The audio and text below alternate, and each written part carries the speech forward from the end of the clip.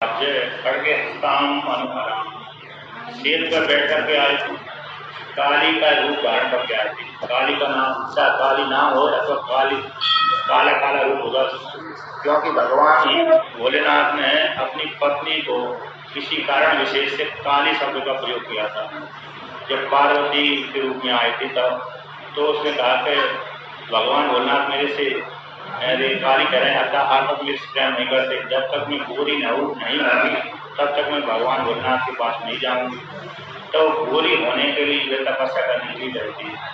तो एक उसका जब तपस्या के माध्यम से उसने दो रूप बनाए, एक काली का रूप बनाया, एक गोरी का रूप बनाया। तो गोरी का रूप हो जाने से ब्रह्मा जी की बता तपस्या करी थी, तो ब्रह्मा जी ने उसको गोरी कर दिया, तो गौरी नाम से ख्याति प्राप्त हुई। तो जो उसकी ऊपर की जो काली छाया थी उसको अलग कर दिया, तो काली नाम से ख्याति प्राप्त हुई। वही काली ने ही कई राक्षसों को मारा था।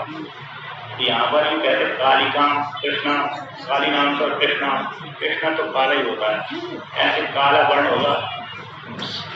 भगवान विष्णु का जो शरीर है और माता पार्वती का शरीर है एक ही जैसा होता है, नीला वाला का, यानी काला काला शरीर होता है। और शिव जी का जो शरीर है और सरस्वती का जो शरीर है वो एक जैसा होता है, सफेद सफेद होता है, यानी गोरा ही गोरा होता है। यहाँ पर कहते हैं चारु वक्र, सुंदर मुख वाली थी, चतुर्भुजाम, चार हाथ वाली थी, वरदान को देने वाली थी। और कहते हैं उसके हाथ में है नीला कमल खड़के ये धारण की हुई थी। आरक्त हम चारु मुक्त केसी जगत कुसुमा दुष्टाभिषेक चित्रावी सुप्रणम्यता सुप्रभाम। उसके जो नेत्र थे लाल लाल थे, सुंदर है मुक्त केसी, चारों हैं सुंदर मुक्त केसी, खुले हुए बाल वाले हैं। हो सकते खोल के आए हो, कहते हैं कभी कभी बांध कर भी आते हैं, कभी कभी देवियों के आगे आगे बाल लटका देते हैं, लेकिन फोटो में तो पीछे पीछे रहते हैं, लेकिन श्रृंगार में कोई कोई कहते हैं आगे लटका देते हैं देवियों के। तो यहाँ पर कहते हैं मुक्त केसी, जगत को उत्पन्न करने वाली, ऐसे देवी को देख करके भगवान दक्ष प्रजापति ने उनको प्रणाम किया, स्तुति आदि करी। कृषि दे भगवत्याते कृषि दे शिव रूपिणी, कृषि दे भक्त वरदे जगन्माहे नमस्ते।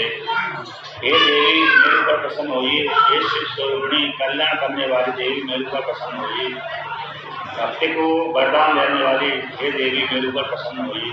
जब इस प्रकार से दक्ष प्रजापति ने स्तुति करी तो दक्ष प्रजापति की स्तुति को सुनकर के देवी प्रसन्न हो गई। तुष्टा हम दक्ष भगतः सद्भक्त्या हृदयः कृशं वरं गृणीश्वर स्वाभीष्टं नादेहं विद्यते तव।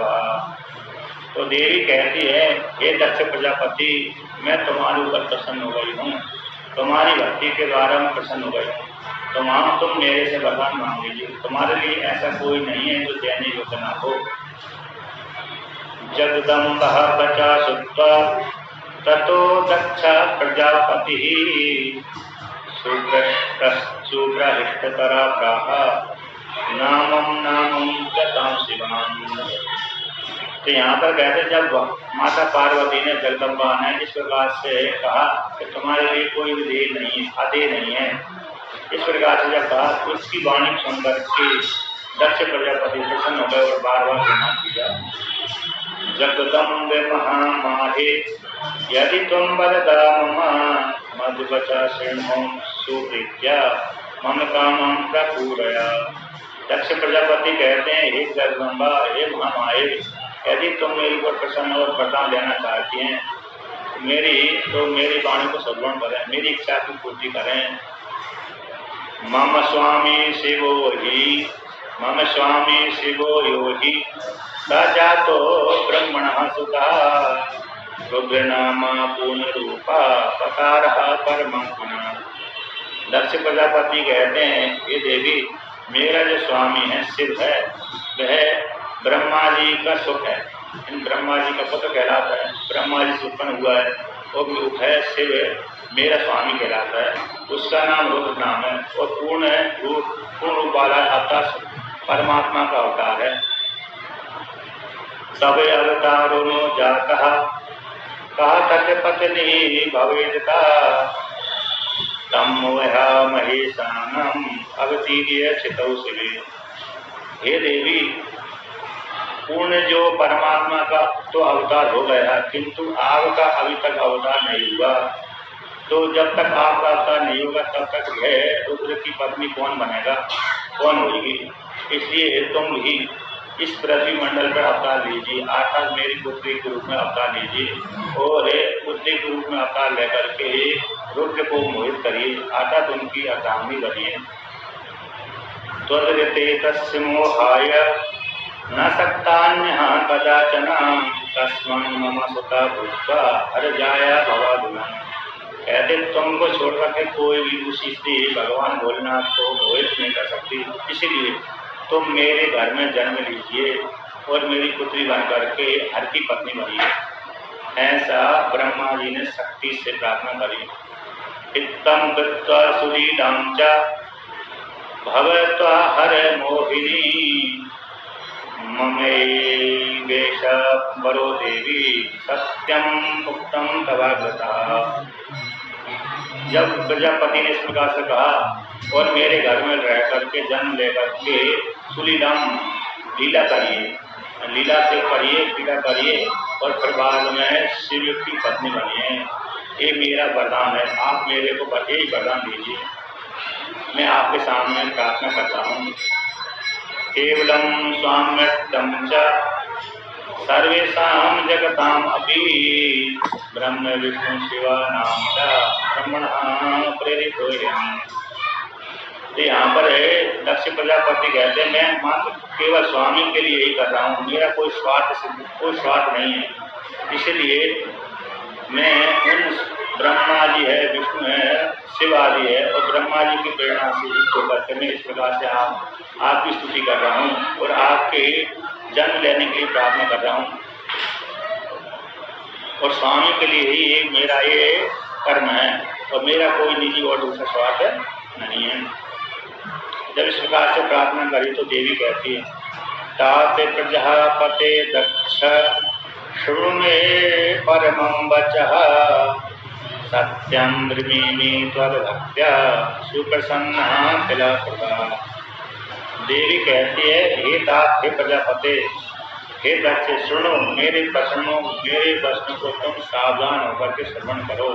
सत्यम ब्रवीमि, मैं तुमसे सत्य कहती हूँ, तुम्हारी भक्ति से मैं प्रसन्न हो गई हूँ, तो सब कुछ देने के लिए आई हूँ। हम तब सुता दक्ष त्वज्जायां महेश्वरी भविष्यामि हीनः संदेयसे त्वद्भक्ति बसवर्धिनी। दक्ष प्रजापति से कहते हे दक्ष, मैं तुम्हारी सुता बनूंगी, तुम्हारी जो पत्नी है उस पत्नी के द्वारा मैं उससे पैदा होंगी, तो भविष्य में पैदा होंगी, इसमें कोई संदेह नहीं है, क्योंकि मैं तुम्हारी भक्ति से तुम्हारी अधीन हो गई हूँ। यतता यत्नं करिष्यामि तपः कृत्वा सुदुस्सहं हरजाया भविष्यामि तद्वरं प्राप्त जानगा। इसके पश्चात तुम्हारी घर में पुत्री के रूप में जन्म लेकर के मैं कठिन तपस्या करके हर की पत्नी बनूंगी, मैं ये तुमको वरदान देती हूँ। नान्यतः कार्य सिद्धिर्हि निर्विकारी चाहिए साधु विदेर विष्णु से संसेव्य पूर्ण सदा शिवा। कहते तपस्या के बल के प्रभाव से ही शिव प्रसन्न होंगे, क्योंकि वह शिव के ऐसे निर्विकार है। इसलिए ब्रह्मा जी उनका सेवन करते हैं, विष्णु जी उनका द्वारा सेवा करते हैं, सेवन करते हैं, अतः ब्रह्मा विष्णु उनका भजन करते हैं। ऐसे जो सदा शिव कैसे पूर्ण है वो तपस्या के द्वारा ही प्रसन्न होंगे। तो मैं तुम्हारे घर में जन्म लेकर के पुत्री के रूप में जन्म लेकर के फिर तपस्या करूँगी, फिर उनको पति के रूप में ग्रहण करूँगी। हम तस्य सदा दासी प्रिया जन्मनि जन्मनि मम स्वामी सा बहि शंभुर नाना रूप धरो पीठा। मैं देवी कहती है मैं तस्य स्वामी की हमेशा सदा दासी बनी रहती हूँ, प्रत्येक जन्म में उनकी पत्नी बनती हूँ। वो मेरे स्वामी हैं। वे शंभु नाना रूप धारण करते हैं। पर हे प्रभावात भृकुटेर अवतीर्णो विदहे सचा हम तद्भरतोऽपिहा बतरिष्ये तव राज्ञा। तो देवी कहती है जब वर के प्रभाव से ब्रह्मा जी के भृगु जी से रुद्र की उत्पत्ति हुई थी, इसलिए और मैं भी तुमको वरदान के प्रभाव से तुम्हारे घर में जन्म लूंगी। ऐसे किसी कल्प में ऐसे यहाँ पर एक शिव जी से तो ब्रह्मा विष्णु उत्पन्न हुए, फिर बाद में ब्रह्मा जी ने तपस्या करी, तो तपस्या के प्रभाव से उन्होंने कहा कि हे शिव तुम मेरे से पुत्र के रूप में पैदा हुए हो। तो जब इस प्रकार से प्रार्थना करी तो भगवान शिव ही रुद्र के रूप में ब्रह्मा जी के ललाट से पैदा हुए थे। तो उसी प्रकार से यहाँ पर कहते हैं जैसे तुम ब्रह्मा जी के मुखार गुण से ललाट से रुद्र पैदा हुए थे, उसी प्रकार से मैं भी तुम्हारे घर में पैदा हुई पुत्री के रूप में। गच्छसो भवनं तात मया ज्ञाता तु दूतिका हरजाया भविष्यामि भूत्या भूत्वा ते तनया चिरात। यहाँ पर कहते हैं हे तात अब अपने घर में जाइए, मेरे द्वारा ज्ञात हो गया, अर्थात मैं तुमको बता देता हूँ अब मैं तुम्हारे घर में कैसी जन्म लूँगी और जन्म लेने के पश्चात हर की जाया बनूंगी और तुम्हारी घर में पुत्री के रूप में शीघ्र ही जन्म लूँगी। सदवचो दक्षम शिवाग्रहाम प्राप्त चेतसी पुनः प्रोवाच सा देवी स्मृतः सेवे पदाम्बुजम। जब इस प्रकार से ब्रह्म दक्ष प्रजापति को कह दिया तो दक्ष प्रजापति को कहने के पश्चात पुनः देवी कहती है कि हे दक्ष प्रजापति तुम मेरी एक और मेरी आज्ञा को श्रवण करो, मन में धारण करो। ऐसा जब कहा तो कहते मैं एक प्रण करती हूँ, उस प्रण को तुमने यदि पूरा नहीं किया तो फिर मैं तुमको छोड़ करके चली जाऊंगी। परंतु प्रणय आदेहो मनसा ते प्रजापते श्राविष्यामि ते तम गई सत्यं जानहि नवमसा। हे प्रजापति तुम मेरा एक प्रण को धारण करो, श्रवण कर लो। श्राव्यसी मेरे मुखारबिंदु तुम श्रवण करो, मैं सत्य कहती हूँ, झूठ नहीं बोल रही हूँ। यदि तुम उस प्रण को थोड़ा सा भी झूठा किया उसी समय में तुमको छोड़ करके चली जाऊंगी। यदा भवान ही पुनर् भवेदे मंदादरस्तदा देहं यक्षे निजं सत्यं स्वात्मन्यस्म्यथा वेतराम। तो देवी कहती है हे दक्ष प्रजापति यदि जब मैं आपके घर में जन्म लूंगी उस काल में यदि अभी तक तो आपकी मेरे प्रति महान श्रद्धा है, पूज्य भाव है, अब जन्म लेने के पश्चात यदि तुम्हारी श्रद्धा मेरे प्रति यदि कम हो गई तो जिस काल में कम होगी उसी काल में मैं अपने शरीर को त्याग कर दूंगी। जिस शरीर से मैंने तुम्हारे द्वारा जन्म लिया वो शरीर को मैं त्याग कर दूंगी। ये सत्य कहते हैं क्योंकि मैं स्वतंत्र स्वामी हूँ, ये झूठ नहीं बोल रहे। आखिर में स्वतंत्र हूँ, इसी जिस काल में तुमने मेरे प्रति आधार भाव त्याग दिया, मैं श्रद्धा त्याग कर दी, अनादर करने लगे, उसी समय में अपने शरीर को त्याग दूंगी। आदर तुम्हारा मेरे प्रति श्रद्धा कम हुई, आधार भाव कम हुआ तो समझ लेना कि मैं शरीर को त्याग करके तो दूसरे के यहाँ पर जन्म ले रही। आदर तुम्हारे द्वारा प्राप्त हुए शरीर को त्याग दूंगी।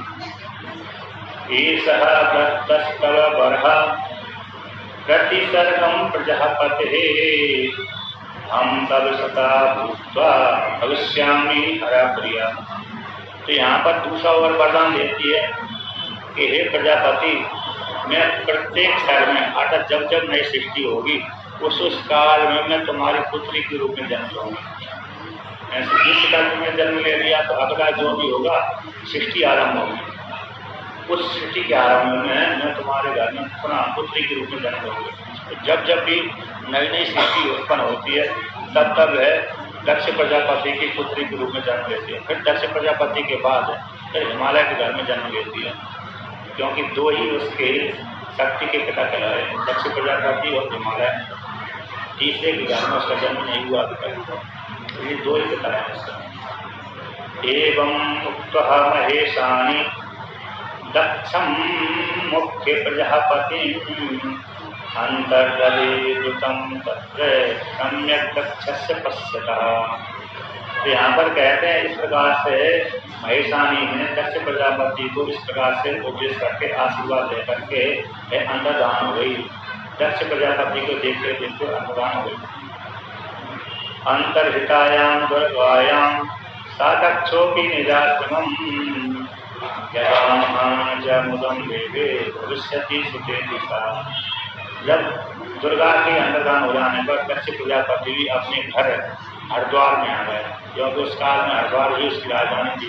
दक्ष प्रजापति का हरिद्वार अभी हरिद्वार उसका नाम हो गया, तो उसका नाम हरिद्वार है।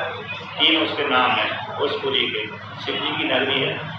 7 शिव जी की 7 सप्तपुरियाँ कहलाती है। उसमें से 3 शिव जी की, 3 विष्णु भगवान की। आदि शिव की, आदि विष्णु की। तो शिव जी की 3 पुरियाँ कौन सी है? वाराणसी है, काशी नगरी है, अवंतिका है, दूसरी हरिद्वार है। ये 3 शिव जी हो गए। विष्णु भगवान के अयोध्या, मथुरा और द्वारका, ये 3 विष्णु भगवान के हो गए। तो दोनों की आदि है शिवकांची विष्णुकांची। तो ये शिवकांची विष्णुकांची तमिलनाडु में, यानी दक्षिण भारत में, यानी एक ही शहर है। आधा यहाँ से विष्णुकांची कहलाता है, आधा यहाँ से शिवकांची कहलाता है। ये 7 नदियाँ सप्तपुरियाँ हैं। तो यहाँ पर कहते हैं अब वो उस काल में हरिद्वार में आ गए। हरिद्वार में पहले मायापुरी उसका नाम है। वहाँ पर हरिद्वार में जाएंगे तो माया देवी इस नगरी का विस्तार की हरिद्वार नगरी की अधिष्ठात्री देवी माया देवी है। तो किसी आश्रम जूना अखाड़े में वो उसका मंदिर है अभी वर्तमान काल। तो वहाँ की गंगा जी आई तो उसका नाम, उस नगरी का नाम गंगा द्वार पड़ गया। तो शिव जी की नगरी है इसलिए शिव हरिद्वार, हर का द्वार है। हरि का भी द्वार है, हर का भी द्वार है, गंगा का भी द्वार है। यहाँ से शिव लोक की प्राप्ति होती है। अर्थात जहाँ हरिद्वार से आरम्भ हो जाता है कि देवताओं की भूमि है, यहाँ पर रहकर तपस्या करनी चाहिए। इस प्रकार से तो दक्ष प्रजापति हरिद्वार में अपनी राजधानी बनाकर रहते हैं। तो यहाँ पर कहते हैं कुछ काल व्यतीत हुआ, इसके पश्चात आगे कहते हैं ब्रह्मस्तात प्रजानात वर्धन्ते न प्रजापतो मया विचारितः सर्वास तवात्यो ही स्वतः खलु। दक्ष प्रजापति कहते हैं और ब्रह्मा जी कहते हैं, हे ब्रह्मन देवता, हे प्रजानाथ, प्रजा ये जो प्रजा सृष्टि का आरम्भ हो चल रहा था तो प्रजा बढ़ी नहीं रही। इस प्रकार से दक्ष प्रजापति के बार बार विचार करने पर भी प्रजा नहीं बढ़ी। तो फिर दक्ष प्रजापति ब्रह्मा जी के पास में गए और पूछे किस प्रकार से सृष्टि आगे बढ़े, आप कृपा करके कहिए। किम करोमि प्रजानाथ वरदेहु कथमात्मना तदुपायं समचक्ष्व प्रजा कुर्याम न संशया। तो प्रजापति ब्रह्मा जी के पास गए तो कहने लगे, हे ब्रह्मदेव, मैं क्या करूं, किस प्रकार से प्रजा की वृद्धि हो, परंतु अभी तक तो प्रजा बढ़ी नहीं रही। आप ऐसा कोई उपाय बताइए जिससे प्रजा की वृद्धि हो। जब इस प्रकार से दक्ष प्रजापति ने ब्रह्मा जी से पूछा तो ब्रह्मा जी कहते हैं, याम जहा पंचजनस्यांग सुधारम्य प्रजापते असिकनी नाम पत्निते प्रजेसा प्रतिगृह्यताम। तो ब्रह्मा जी कहते हैं, हे प्रजापति, हे दक्ष प्रजापति, मेरी वाणी को श्रवण करें जिससे तुम्हारा कल्याण होगा। ये जो पंचजन प्रजापति की एक कन्या है जिसका नाम असिकनी है, ऐसी असिकनी नाम की जो कन्या को तुम अपनी पत्नी ग्रहण कर लो। इसके माध्यम से तरह मिथुन जोड़ा से होकर के तुम संतान की उत्पत्ति करो, जिससे वृद्धि की प्राप्ति होगी। अगर सृष्टि की क्रिया ज़्यादा बढ़ेगी, फैलेगी। इस प्रकार से जब कहा तो ब्रह्मा जी की आदेश को सुनकर के उन्होंने पंचजन नाम के प्रजापति की जो पुत्री थी असिकनी, उस असिकनी के साथ दक्ष प्रजापति ने विवाह किया। फिर बाद में फिर दोनों से एक होकर के फिर आगे सृष्टि पैदा कर उन्होंने। ततः समुद्रपाद्युतम गृह में तो धर्म का मेरण्य निदेशान में स्वकाम तथा। यहाँ पर कहते हैं इस प्रकार से उन्होंने मैथुन धर्म के माध्यम से क्या किया, सृष्टि का आरंभ किया। उसका दूसरा नाम असिकनी बीरणी भी था। बीरणी बीरण की पुत्र थी, बीरणी कहलाती हुई। तो बीरणी असिकनी ये दो नाम थे। तो उससे कई पुत्र पैदा हुए। तो कहते हैं एक बार पुत्र पैदा किए तो एक कितने पुत्र पैदा हुए, तो 10,000 एक साथ पैदा हुए। हम मालूम नहीं संकल्प से पैदा होते थे। जैसे मेरे राजसागर के 60,000 पुत्र पैदा हुए। अभी तो संकल्प से पैदा नहीं हुए थे, लेकिन पैदा तो एक पैदा मुसल पैदा किया था। फिर बाद में उसके टुकड़े टुकड़े करके मिट्टी का घड़ा रख दिया तो सोने का घड़ा रख दिया, उसमें तो भर दिया। मिट्टी का घड़ा अथवा सोने का घड़ा रख दिया, उसमें घट भर दिया, गाय का घट। और गाय को घट भर करके उसमें जो मूसल उसने पैदा किया था उसके टुकड़े करके उसमें डाल दिया। उसको पुत्र की भावना से अभिमंत्रित कर दिया। अभिमंत्रित करने के पश्चात फिर उस एक घड़े को एक स्त्री के लिए सौंप दिया कि तुम इसको मतलब रक्षा करो। जैसे अरे पक्षी अंडे को सेंते ना, उसी प्रकार से जो दासियाँ होती थी उनको सौंप दिया कि इसकी भावना करो। तो उनको उस घड़े की रक्षा करती थी, कीड़े आदि न पड़े। तो बाद में 9 महीने के बाद उससे पुत्र पैदा हुए। 60,000 पुत्र एक साथ पैदा हुए। अतः उसी प्रकार से गांधारी के भी ऐसे ही पैदा हुए थे। तो वहाँ पर भी गर्भ पर टुकड़े करके 100 टुकड़े करके 100 टुकड़े करके जो मिट्टी का के घड़े में मिट्टी का घड़ा था उसमें डाल दिया और उस टुकड़े डाल दिए और उसमें पुत्र की भावना से अभिमंत्रित कर दिया। फिर 9 महीने के बाद तो पैदा हुए उसको। इस प्रकार से पैदा हुए। यहाँ पर भी कहते हैं बीरणी से यानी अश्विनी से 10,000 पुत्र पैदा हुए एक साथ।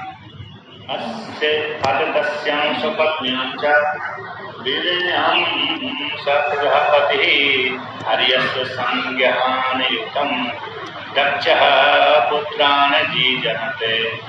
कहते हैं ब्रह्मा जी कहते हैं सूत जी नारद मुनि से, सूत जी सोनक आदि ऋषि कहते हैं उस दक्ष प्रजापति ने अपनी पत्नी में बीरणी में हर्यस्य संज्ञा के नाम से होकर 10,000 पुत्रों को पैदा किया। अब इसके पश्चात आप कहते हैं फिर 10,000 पुत्र जब पैदा होने के पश्चात संकल्प के माध्यम से पैदा हुए थे। तो पैदा होने के पश्चात कहा तुम जाओ सृष्टि करो। तो सृष्टि करने से पहले तपस्या करो। तो तपस्या करने के लिए वो वर्तमान काल में आनर्थ देश है, आनर्थ देश कहलाता है, रेवत देश कहलाता है और गुजरात में देश है जिसको नारायण सरोवर कहते हैं। वहाँ पर जाकर तुम तपस्या करें। कहते हैं पितृभुक्तः प्रजा सर्ग कर्णार्थम एवं प्रतीचिं तपसे दाता सर्वे दाक्षायण सदा। दक्ष प्रजापति से उत्पन्न होने वाले जो 10,000 पुत्र थे वो पिता के द्वारा प्रेरित होकर के वहाँ पर गए थे, तपस्या करने के लिए गए थे। नारायण सरोवर में गए थे। नारायण सरोवर जो गुजरात में वर्तमान काल में, तो वहाँ पर उन्होंने तपस्या करी थी। अब वहीं पर पहुँच गए तपस्या करते करते करते नारद जी। तत्र नारायण सरस्तीतम परम पावन है परम पावनम संगमो यत्रे संजातो दिव्य सिंधु समुद्रो। नारायण तीर्थ सरोवर, नारायण सरोवर नारायण तीर्थ कहलाता है परम पावन है। वो जी गुजरात में है, वर्तमान काल में गुजरात में। और पहले उससे आनंद प्रदेश में कहलाता था, किसी राजा के देश में था वो। वहाँ पर एक समुद्र का किनारा है, पुण्य कहलाता नदी का संगम है, वो समुद्र का किनारा है। वो नारायण सरोवर के नाम से विख्यात है लोग में। सिंधु समुद्र से वहाँ पर नदी मिलती है। सिंधु नाम का जो समुद्र है, अतः समुद्र का नाम सिंधु समुद्र है। तो वहाँ पर एक नदी मिलती है, संगम होता है, नदी का संगम होता है, वहीं पर एक नारायण सरोवर है। इस नारायण सरोवर में जाकर के तपस्या करें। वर्तमान काल में तो ऐसे सूखा रहता है, खारा पानी रहता है, मीठा पानी नहीं है तो पब्लिक नहीं है, कम रहती है। लेकिन तीर्थ है तो बहुत पब्लिक जाती है। जब वहाँ पर नारायण सरोवर जाएंगे तो पहले समुद्र जाएंगे, समुद्र के बाद पार करके कुछ जगह खाली जगह आएगी, फिर वहाँ पर 2 जगह है तो फिर वहाँ तीर्थ बसा हुआ है। इसके पश्चात फिर आगे पूरे समझ आ जाता है। तो यहाँ पर आगे कहते हैं तदुपस्पर्शनादेव तोत्पन्न मतयो भवन धर्म हे पारमहंसे च नृतूते मलाशया। तो यहाँ पर कहते हैं जब वहाँ पर नारायण सरोवर तीर्थ में गए तो जैसे ही नारायण सरोवर तीर्थ में जाकर के उस धरती का स्पर्श किया तो कुछ जगह के स्पर्श से अलग ही मन पर विचार उत्पन्न हो जाते हैं। ऐसे यहाँ पर कुछ जगह ऐसी होती है यहाँ पर व्यक्ति का मन उद्विग्न हो जाता है, कुछ जगह ऐसी होती हैं फिर जहाँ पर व्यक्ति का मन शांत हो जाता है। उसी प्रकार से नारायण सरोवर में गए तो उनका मन परिवर्तन होता है। सृष्टि के लिए तो तपस्या करने गए थे किंतु वो सन्यासी के रूप में तपस्या करने लगे, आधा सारे सन्यासी बन गए। किसी दूसरे पुराण में तो नारद जी ने बढ़वा दिया, यहाँ पर भी थोड़ा नारद जी ने उपदेश कर दिया कि और संसार में बहुत सारे पुत्र आदि को लेकर क्या करोगे, पत्नी को आदि को लेकर क्या करोगे, मोक्ष का उपाय लाभ, तो संन्यास का मार्ग उपदेश कर दिया। पहले आत्म कल्याण करो बाद में सृष्टि करना, जब तक आत्म कल्याण नहीं हो तब तो सृष्टि करने को जहाँ नहीं आता, ऐसा उपदेश कर दिया।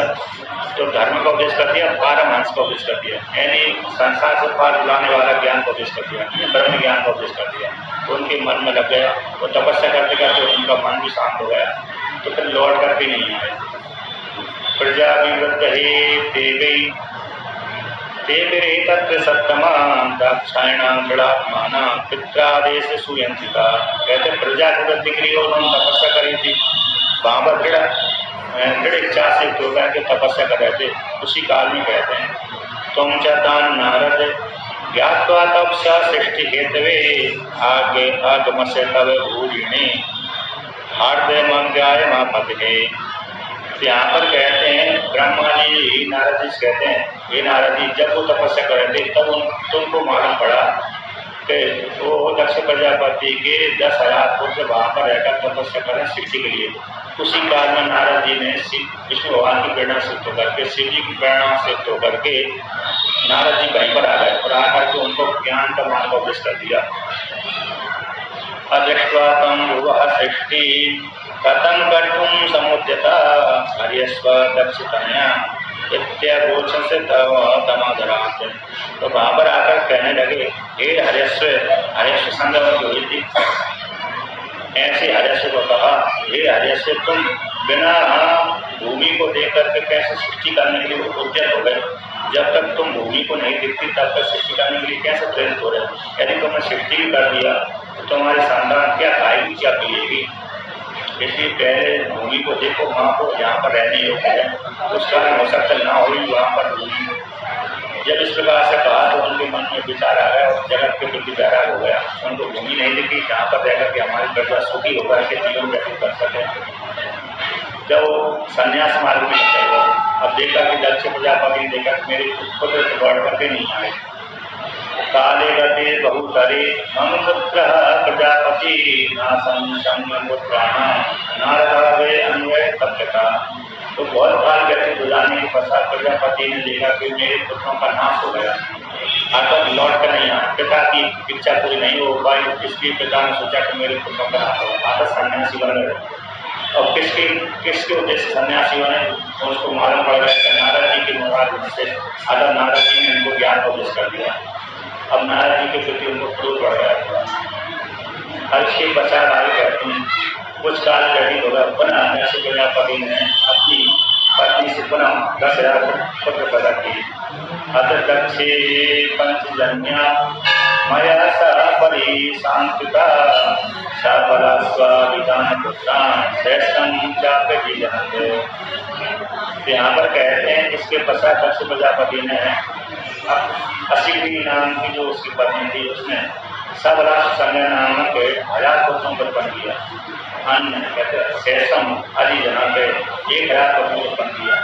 उत्पन्न करने के पश्चात उनसे कहा कि जाओ सृष्टि की वृद्धि करो। तो सृष्टि की वृद्धि करने से पहले भी तपस्या करो, फिर सृष्टि आ रही है। तो वो भी अपने जहाँ पर भाई गए थे, बड़े भाई गए थे, वहीं पर तपस्या करने के लिए चले गए। जब चले गए तो वहाँ पर ही पुनः तपस्या करने से जब गए थे तो वहीं पर पुनः नारद जी पहुँच गया। तो नारद जी ने उनको पुनः बढ़वा दिया। उत्पादान गौशो अपश्यत तदेव स प्रजापति विस्मितो भूतेसा में पुत्रो दक्षो मनसि दुःखिता। जब वे दक्ष प्रजापति के दूसरे जो एक हजार थे वो भी मेरे यहाँ पर है नारायण सरोवर में गए और वहाँ पर जाकर के दक्ष प्रजापति के पुत्रों को नारद भगवान ने ज्ञान का उपदेश कर दिया। तो उनका अंतःकरण भी शुद्ध था, तो ज्ञान का उपदेश कर दिया। तो वो भी साधु वन में सन्यासी बन गए। वहाँ पर सृष्टि करने का मन उन्होंने छोड़ दिया। जब दक्ष प्रजापति का दो पुरुषार्थ समाप्त हो गया तो उनको भयंकर क्रोध आ गया और बार बार नारद जी को पूछने लगे। पूर्व तत्व है पूर्वते दक्ष सुश्रावचकितोषम पुत्रनाशं सुशोचाति पुत्र शोके विमोचिता। कहते एक बार तो पहले 10,000 पुत्र मेरे व्यर्थ हो गए, आते जिन्होंने सृष्टि आरम्भ नहीं की, मैंने सृष्टि के लिए उनको पैदा किया था। तो बाद में जो 1,000 पुत्र भी सृष्टि नहीं की, इसलिए मेरा जो दूसरा ब्रह्मा जी की आज्ञा थी वो पूरी नहीं हो पाए। इस कारण से दक्ष प्रजापति को क्रोध आ गया। सुक्रोधः तुभ्यं दक्षो असौ दुष्टो यमिति चब्वीत आगतस्य तत्र दैवात्वं अनुग्रह करस्तदा। तो कहते जब इस प्रकार से क्रोध कर रहे थे दक्ष प्रजापति, उसी काल में देव योग से नारद जी घूमते घूमते दक्ष प्रजापति के पास में आ गए। अब दक्ष प्रजापति के पास में जैसे आया तो उनको नारद जी को देखकर बहुत ज्यादा क्रोध का पारा बढ़ गया। शोकाविष्टा स दक्षोपि दोषे विस्फुलिता धरा उपलब्धे समाहत्य दिक् दिक्के क्रोध से भी बरहन। जब देव योग से नारद जी घूमते घूमते वहीं पहुँच गए तो शोक से दक्ष प्रजापति थे तो रोग से करके मुख को फाड़ने लगे। अर्थात नारद मुनि कहने लगे धिक्कार है तुम्हारा जीवन को, धिक्कार है तुम्हारे जीवन को, तुमने दूसरे के पुत्रों को भड़का देते।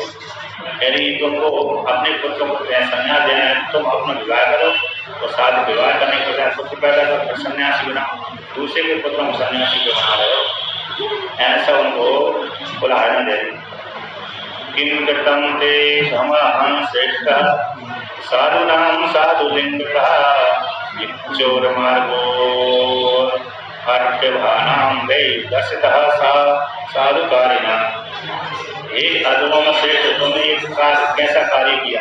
यद्यपि तुमने साधु का लिंग धारण किया, साधु के मत में साधु का लिंग धारण किया, तुम साधु नहीं हो, तुम भिक्षा के मार्ग वाले हो। मेरे पुत्रों को तुमने भिक्षा की भिक्षुकी यानी भिक्षुक सन्यासी के मार्ग में पहुंचा दिया। तुम साधु ना हो, साधु जैसा आचरण करते हो। जब तक जो पुत्र होता है, जो जन्म लेता है, तो श्रुति कहती है जायस ही पुरुष तीन ऋण युज्यते। तो जो पुत्र उत्पन्न होता है वो 3 ऋणों से युक्त हो जाता है। आता पितृण, देवऋण, ऋषि ऋण। तो पितृऋण पुत्र पैदा करके पूरा समाप्त होता करता है। देवऋण विद्याधन करके और देवऋण तपस्या करके कर्मकांड करके और ऋषि ऋण स्वाध्याय करके। ऋषि ऋण की मृत्यु गुरुकुल में जाकर स्वाध्याय करते हैं, बालक तो मुक्त हो जाता है।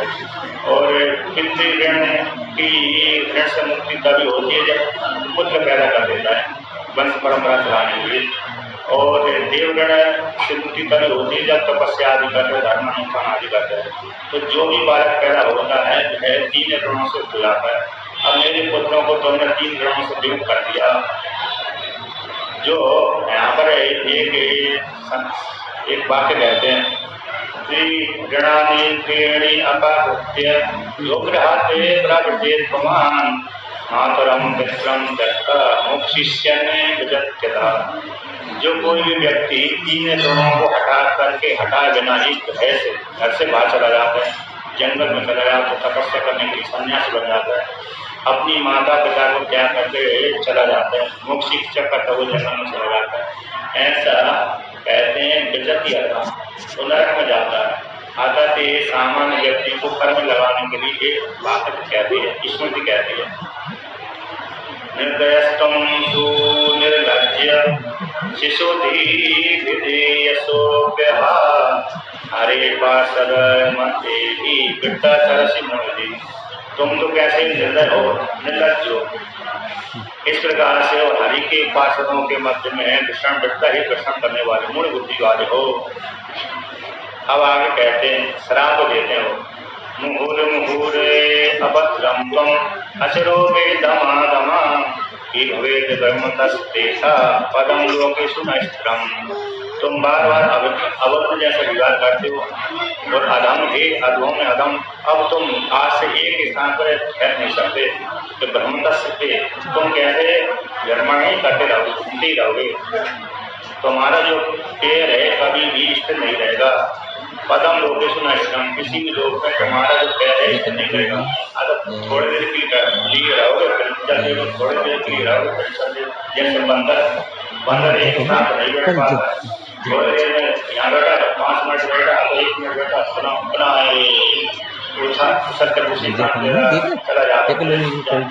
चला जाता है। रात्रि को छोड़ करके जिनको कभी शांति से नहीं बैठा बंदर, उसी प्रकार से तुम्हारे लोगों में पैर स्थिर नहीं रहेंगे, घूमती रहोगे। ऐसा साथ दे दिया। ससापो ससापेटी सुचः दक्षस्य त्वं सदा साधु सम्मतं बबोधनेश्वर चांसा शिवमाया विमोहिता। यहाँ पर कहते हैं भगवान भोलेनाथ की माया